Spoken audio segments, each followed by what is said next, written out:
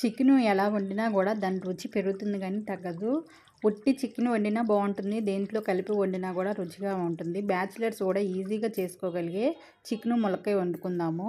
దానికోసం నేను ఆయిల్ వేడి చేసుకున్నాను. అందులోకి ఒక పెద్ద సైజు ఉల్లిపాయ వేసుకొని వేయించుకున్నాను. అలాగే ఒక స్పూన్ దాకా అల్లం వెల్లుల్లి పేస్ట్ వేసుకొని వేయించుకున్నాక కడిగి పెట్టుకున్న చికెను అలాగే ములక్కాయ ముక్కలు కూడా వేసుకొని ఒక హాఫ్ టీ స్పూన్ పసుపు 1 స్పూన్ దాకా ఉప్పు వేసేసుకొని కలుపుకొని మూత పెట్టుకొని మగ్గించుకోవాలి. మగ్గిన తర్వాత ఇందులోకి రుచికి సరిపడా కారం, అలాగే హాఫ్ టీ స్పూన్ దాకా గరం మసాలా, ఒక స్పూన్ ధనియాల పొడి, 4 పచ్చిమిర్చి, 2 పెద్ద సైజు టమాటా ముక్కలు వేసుకొని ఇలా కలిపేసేసుకొని ఇందులోకి సరిపడా దాకా వాటర్ పోసేసుకోండి.